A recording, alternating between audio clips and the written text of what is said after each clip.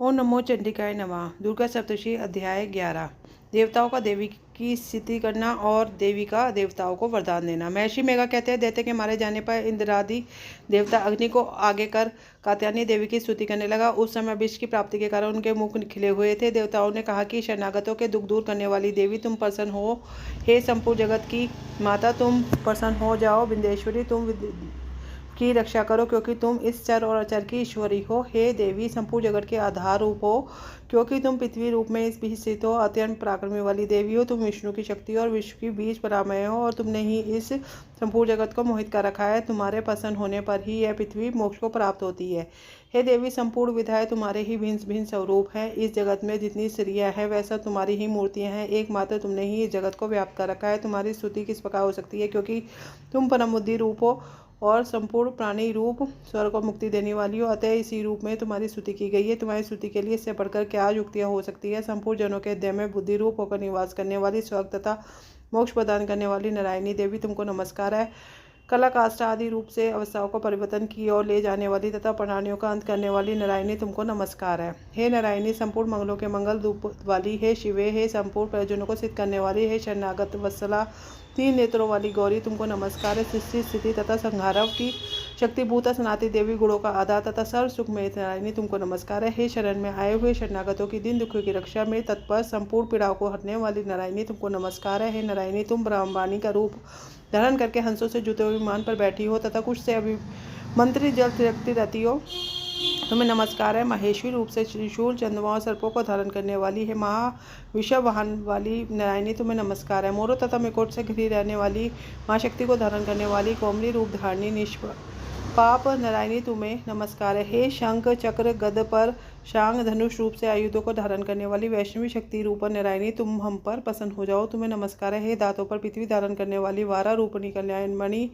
नारायणी, तुम्हें नमस्कार है। उग्र नरसिंह रूप से दैत्यों को मारने वाली, त्रिभुवन की रक्षा में संलग्न रहने वाली नारायणी, तुम्हें नमस्कार है। हे मस्तक पर किरीट तथा हाथ में महावज्र धारण करने वाली, सहस्र नेत्रों के कारण उज्ज्वल पुत्रा सूर्य को पार हरने वाली इंद्रिय शक्ति है नारायणी, तुम्हें नमस्कार है। शिवदूती रूप से दैत्यों के महामत को नष्ट करने वाली, घोरूपी वाली, महाशब्द वाली है नारायणी, तुम्हें नमस्कार है। दाढ़ों के कारण विकराल मुख वाली, मुंडमाला से विभूषित मुंड मर्दनी चामुंडा रूपा नारायणी, तुम्हें नमस्कार है। लक्ष्मी, लज्जा, महाविद्या, श्रद्धा, पुष्टि, सौदा, धुआ, महारात्रि तथा महाविद्या रूपा नारायणी, तुमको नमस्कार है। मेघा, सरस्वती, सर्वोत्कृष्ट ऐश्वर्य रूपिणी पार्वती, महाकाली, नियतनता तथा ईश्वर रूपिणी नारायणी, तुम्हें नमस्कार है। सर्वरूप, सर्वेश्वरी, सर्वशक्तियुक्त देवी, हमारी भय से रक्षा करो, तुम्हें नमस्कार है। हे कात्यायनी, तीनों नेत्रों से भूषित, यह तेरा सौम्य मुख सब तरह के डरों से हमारी रक्षा करे, तुम्हें नमस्कार है। हे भद्रकाली, ज्वालाओं के समान भयंकर, अति उग्र एवं संपूर्ण सुरों को नष्ट करने वाला तुम्हारा त्रिशूल हमें भयों से बचावे, तुमको नमस्कार है। हे देवी, जो अपने शब्द से इस जगत को पूरित करके दैत्यों के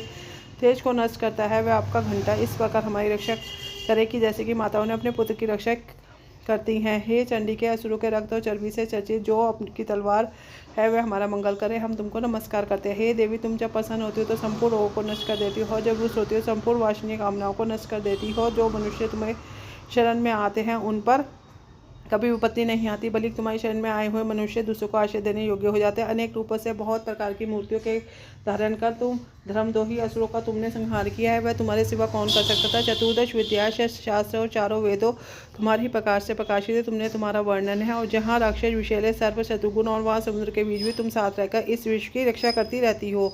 हे विंध्येश्वरी, तुम विश्व का पालन करने वाली विश्वरूपा, इसलिए संपूर्ण जगत को धारण करती हो, इसलिए ब्रह्मा विष्णु महेश की भी वंदनीय हो। जो भक्तिपूर्वक तुमको नमस्कार करते हैं वह विश्व को आश्रय देने वाले बन जाते हैं। हे देवी, तुम प्रसन्न हो जाओ, असुरों को मारकर जिस प्रकार हमारी रक्षा की, ऐसे ही हमारे शत्रु से हमारी रक्षा करती रहो। संपूर्ण जगत के पाप नष्ट कर दो, पापों तथा उनका फल स्वरूप देने वाली महामारी आदि बड़े बड़े उपद्रवों को शीघ्र ही दूर कर दो। विश्व को पीड़ा हरने वाली देवी, शत्रुओं में पड़े हुए को पसंद हो जाए, स्त्रीलोक निवासियों की पूजनीय परमेश्वरी, हम लोगों को वरदान दो। देवी ने कहा, देवताओं, मैं तुमको वर देने के तैयार हूँ, आपकी जैसी इच्छा हो वैसा वर मांगो, तुमको दूंगी। देवताओं ने कहा, सर्वेश्वरी, त्रिलोकी के निवासियों की समस्त पीड़ाओं को तुम इसी प्रकार करती रहो और हमारे शत्रुओं को इसी प्रकार नष्ट करती रहो। देवी ने कहा, वनवत्स्य मदंतर के 28वें युग में 2 महासुर शुभ निशुभ उत्पन्न होंगे। उस समय मैं नंद गोप के घर से यशोदा के गर्भ से उत्पन्न होकर विंध्याचल पर्वत शुभ निशुभ संहार करूंगी। फिर अत्यंत भयंकर रूप से पृथ्वी पर अवतीर्ण होकर व्यवचिति नामक नामों का नाश करूंगी। उन भयंकर महासुर महासुरों को रक्षण करते समय मेरे दांत अनार पुष्प के समान लाल होंगे। इसके पश्चात स्वर्ग में देवता, पृथ्वी पर मनुष्य मेरी स्तुति करते हुए मेरे रक्त दंतिका कहेंगे। जब 100 वर्षों तक वर्षा ना होगी तो मैं ऋषियों को स्तुति करने पर आयोजित से प्रकटित हो जाऊंगी और अपने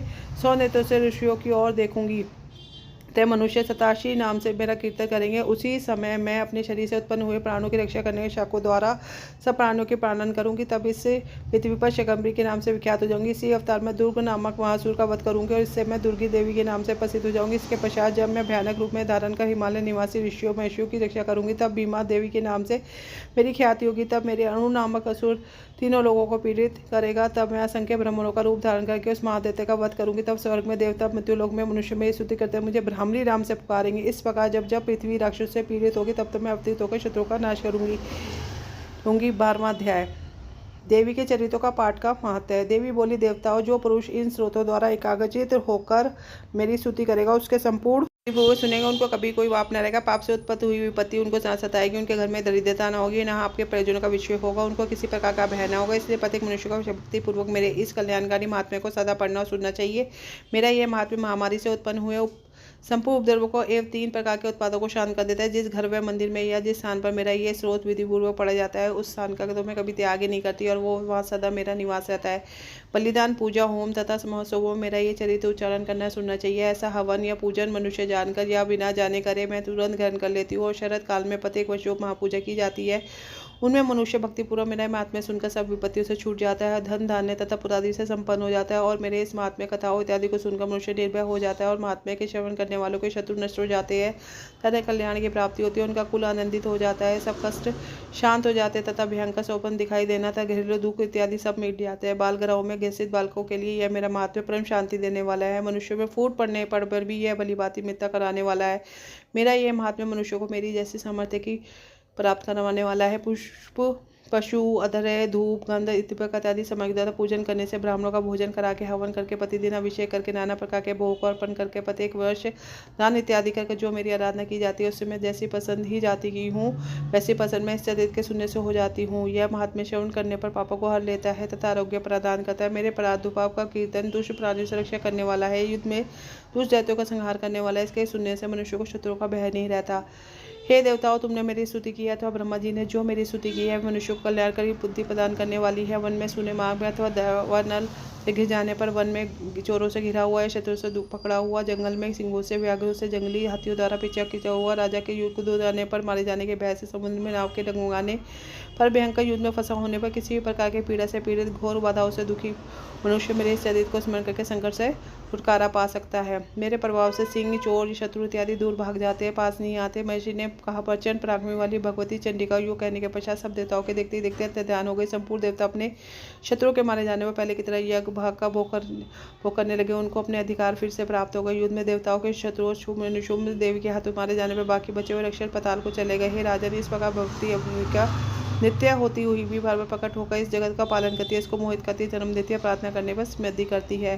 हे राजन, भगवती ही महाप्रलय के समय महामारी का रूप धारण करती है और वही संपूर्ण ब्रह्मांड में व्याप्त है। और वही भगवती समय समय पर महाकाली महामारी का रूप बनाती है और स्वयं अजन्मा होते हुए भी सृष्टि के रूप में प्रकट होती है। वह सनातनी देवी प्राणियों का पालन करती है और वही मनुष्य के अभ्युदय के समय पर घर में लक्ष्मी का रूप बनाकर स्थित हो जाती है तथा भाव के समय दैत्य बनकर विनाश का कारण बन जाती है। पुष्प, धूप, गंध आदि से पूजन करके उसकी स्तुति करने से वह धन है, पुत्र, देवी और धर्म में शुभ बुद्धि प्रदान करती है। इसी के साथ 12वां अध्याय पूर्ण होता है। जय माता दी।